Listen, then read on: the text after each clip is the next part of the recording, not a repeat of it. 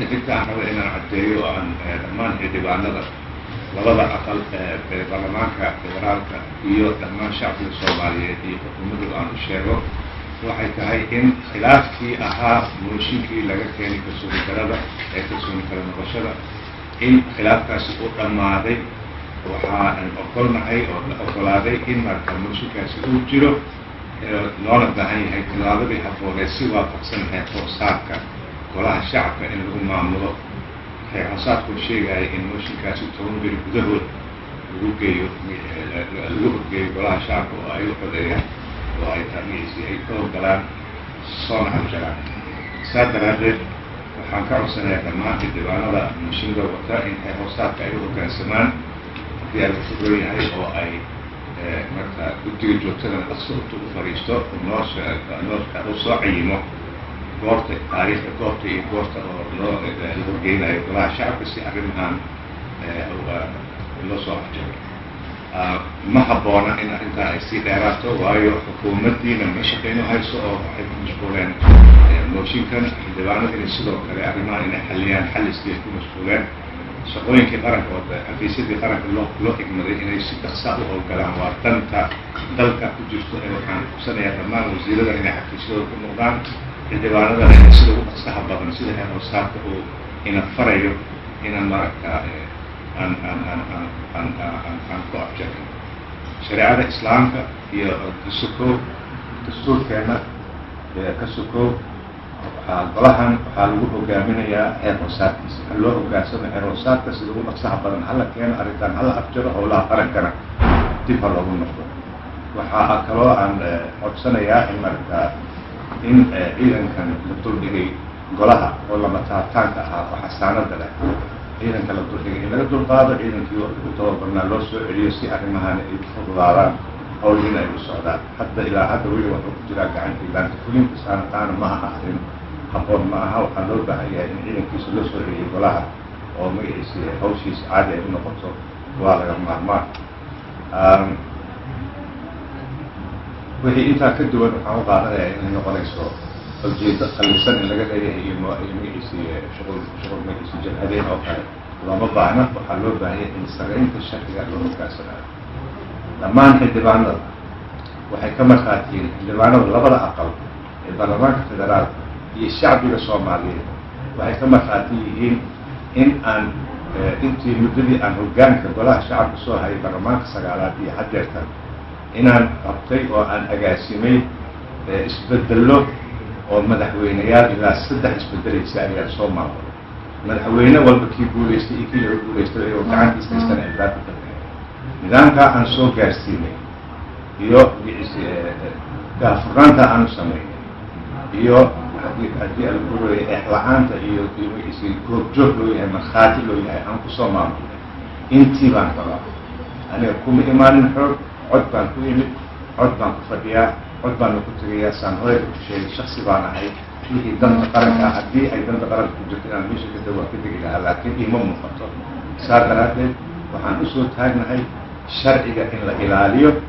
codkii la qaado golaha la geeyo sida xeerhoosaadka uu yahay loo hoggaansamo wax intaa ka duwan waxaa weeyaan jabhadeyn baan u aqaanayo waa arrin aan habbooneyn dalkana kuma habboona madax ahaanna uma habboona shacbiga sharaftiisa iyo sumcadiisa uma habboona heybadda baarlamaanka uu leeyahayna uma habboona mar kale iyo mar kale waan idin mahadcelinayaa waxaan ku mahadcelinayaa aan aad ugu faraxsanahay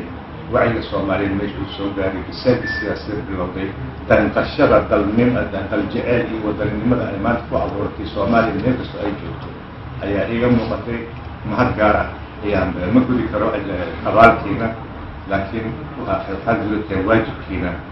sidaa oo kale loo baahan yahay markasta markii danta guud ay timaado in la aamusin ma jiraayo intii annaka meesha aan joogno waxa aan doonayna waxaa waye qof kastoo muwaadina qof la afjigi karaya ma jirto dadkaa wax qorqoraya oo meelaha wax kuga qoraya ha ogaadaan aakhiri adduunya in loo qabsanayo mas-uul ay yihiin waxa ay qorayaan beenta iyo marin habaabinta ay qorayaan ha ka daayaan ummadiyaan la marin habaabin shacbiga lama khaldi karo runtu way soo bixaysaa qofkii been sheeg iyo waxaas abuuraya asagay ku noqonaysaa shaksiyadiisu ayay baabi'inaysaa iska jira waa ammaano qalinka iyo raadiha aad haysato waa ammaano oo alla ku weydiin doono ee waxaad sheegtaa runta sheegbeenta ka fogo ugu dambayntii waxaan dhammaan shacbiga soomaaliyeed iyo ka codsanaya khaasatan culamaa diinka aan ka codsanaya inay sujuudda ilaahay noogu baryaan in dalka iyaga ilaahay noo barwaaqayo amnigana siiyo in maxataad horumar inaan gaarno alla hala barsho hala baryo alxamdulilah hala yidhaahdo dalkan waxaa ka mudan alxamdulilah la yidhaahdo shan meeshaan joogna fiiriye maanta meelaan joogana fiiriye marka ma aha waxaasaa maqan kaliya la yidhaahay alxamdulilah waxaasaan ku jiri jirin waa ka soo baxnay inta kalena rajada ilaahay lagama quustay rajada alle lagama quustay raxmadiisa hala baryo sujuudda ha loo duceeyo dalka aan shaksiga muwaadinka soomaaliyeed iyo dalka aan isku xirno dal jecel aan bilaawno dad maaha shaksiyaadka waa baxaya waa joogaan waa baxayaan ku kala imaanaya dalkan wuxuu ku harayaa jiibka soo socda siiba waxaan la hadlayaa dhalinyarada tima madooga ah inta garmadooga ah waxaan rabaa inaan u sheego waxyaabaha dimuqraadiyada iyo xorriyadda aan ka shaqaynayno iyo sharciga saraysa aan ka shaqaynayno annaka waa duqoomay idinka waay waxaan ku dadaalayna in maaragtaa idinku barbaarino inaan maaragtaa dalkiina iyo dadkiina iyo diintiina aad ku ilaashataan waxaad ku ammaanin lahayd waa waxaan ku dagaalamay waxaad yeelaysaan yaan marna laydin duusin dalkiina dalkiisa aad laydin duusin aad iyo aad baad umahadsantihiin mar kale waxaan ku mahadcelinayaa hadalka sare iyo golaha shacabka iyo xildhibaanadiisa waan ku kalsoonahay waxaan kaloo u mahadcelinayaa culamaa diinka iyo dhammaan dhalinyarada soomaaliyeed haween iyo rag gabdhaha dhammaantiin waa ku mahadsantihiin la socda arrimaha maamulka maaraynta iyo siyaasadda lagu maamulayo dalkiina yani tallaabo la socda meesha dalkiina ay jirto ogaada aad iyo aad baad umahadsantihiin asalaamu calaykum waraxmatullah mudana guddoomiye waxaan rabaa hal su-aal inaan ku weydiiyo saacadii lasoo dhaafay baraha bulshada waxaa lasla dhex marayay warar sheegaya inaad iscasili doonto marka wararkaas oo saacadii lasoo dhaafay dadka maran habaabiyo facebooka iyo baraha bulshada o dhan qabsaday maxaad ugu jawaabayna iscasili doona kaasi waa dad riyoonayo weyaan waa taan kuu sheegaya aniga waxaan ku yidhi sharcigaan ku imid intaasoo madaxweyneha si dimuqraati ah uu maamulay intaasoo ra-iisul wasaare ayaa saas ugu maamulay dadka isla jawaari waa isfasilaya waa riyoonaya arrinka hataa hurdada ka toosan kuwaas saraynta sharciga ayaa noo ballan asalaamu calaykum